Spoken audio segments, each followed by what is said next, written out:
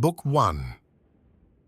Winston Smith lives in the totalitarian state of Oceania, where he works at the Ministry of Truth and alters historical records. Winston pulls out a diary and writes about a film, his lust and hatred for a girl who works at the Ministry of Truth and an important party member named O'Brien, whom Winston suspects is an enemy of the party. As Winston realizes that he has committed a thought crime and the thought police will soon come after him, he hears a knock. Winston answers the door to find his neighbor, Mrs. Parsons, asking for help with the plumbing. While in her apartment, Winston is harassed by her children, members of the junior spies for the party, who accuse him of thought crime. Back in his apartment, Winston writes in his diary that he is a dead man. The telescreen wakes Winston up in time for the physical jerks. While exercising, Winston thinks about his childhood, which he has little memory of, as well as how the history of the world has been altered. The telescreen reprimands Winston for not working hard enough at the physical jerks. Winston goes to his job in the records section of the Ministry of Truth, where he ensures that Big Brother's orders and party records match new developments. Winston is tasked with fabricating an ideal party man to take the place of a former Big Brother official who was executed for being an enemy of the party. Winston has lunch with Syme, who says he aims to create a revised dictionary of Newspeak, Oceania's national language, to render thought crimes impossible. Mrs. Parsons' husband asks Winston for a contribution to Hate Week and apologizes for his children's behavior, while simultaneously commending their dedication to the party. After an announcement is made by the Ministry of Plenty, Winston notices a dark-haired girl staring. Winston writes in his diary about his last sexual encounter with a prostitute, the party's disdain for sex, and his ex-wife, who hated sex. Winston views an enjoyable sexual affair as the ultimate act of rebellion. Winston writes in his diary that a revolution must come from the proles, who make up most of the population but are too disorganized and uninterested to revolt. Winston flips through a children's history book and becomes uneasy. He recalls an occasion that provided him with a concrete example of the party's dishonesty. In the prole district, Winston asks an old man about the past, but the man is unable to provide Winston with any information. Winston purchases a paperweight. While walking home, Winston is startled when he notices the dark-haired girl following him. He decides that he should commit suicide before the thought police capture him. Winston calms himself by thinking about O'Brien. Book 2. Winston and the dark-haired girl finally have an encounter at work, where she gives him a note saying she loves him, confusing Winston, who initially believed that she was a spy. During their planned meeting, Winston and the girl witness prisoners being tormented. Winston is instructed to take a train to the countryside so he and the girl can meet. The girl tells Winston that her name is Julia and the two of them have sex. Winston becomes further excited when he learns that this is not Julia's first time having sex, and in fact that she has had sex with many men, which suggests to Winston that more party members have committed crimes.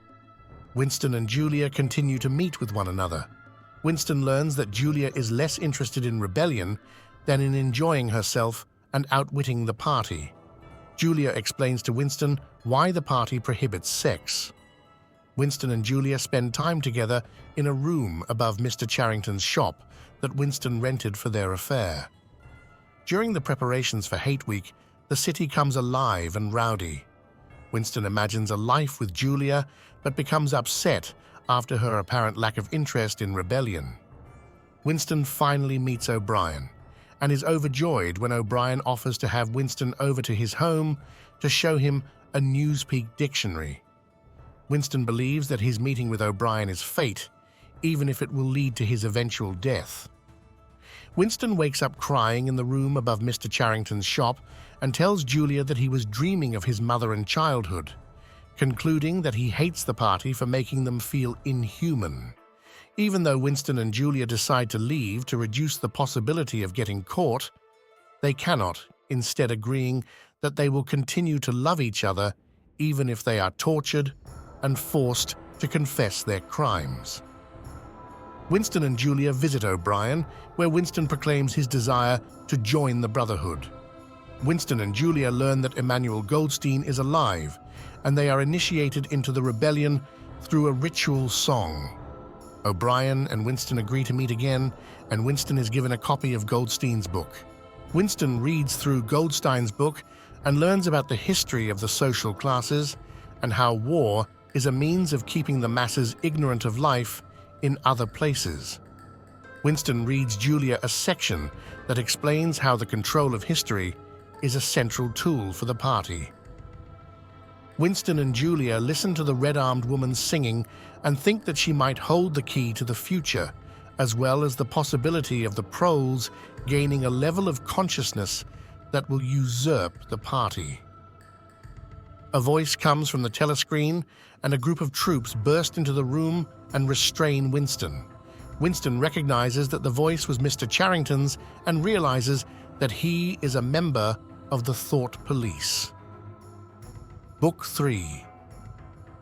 Winston finds himself in a cell. Witnessing the violence committed to prisoners, Winston hopes that the Brotherhood will send him a blade with which to commit suicide, but when O'Brien is thrown into the cell, these hopes are shattered. Winston learns that O'Brien was an operative of the Ministry of Love. O'Brien oversees Winston's torture, and he convinces Winston to believe O'Brien's versions of events. O'Brien answers several questions Winston poses, revealing that Julia betrayed Winston immediately. After weeks of torture, Winston learns about the party's motives. Winston looks in the mirror and sees how much his body has deteriorated.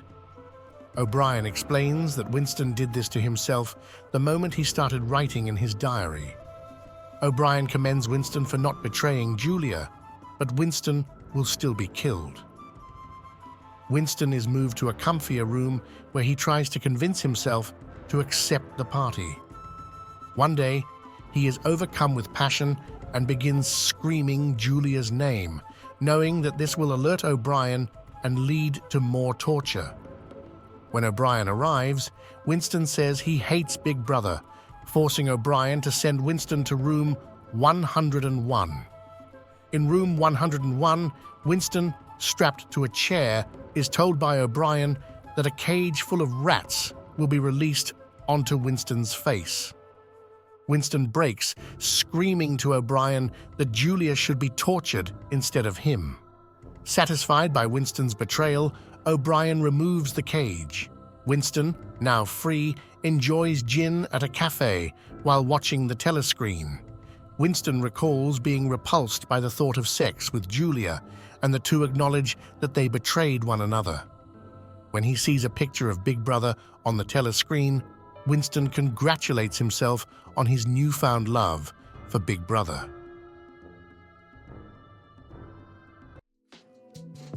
Don't forget to like and subscribe for more mind-bending journeys through the ViraliVerse.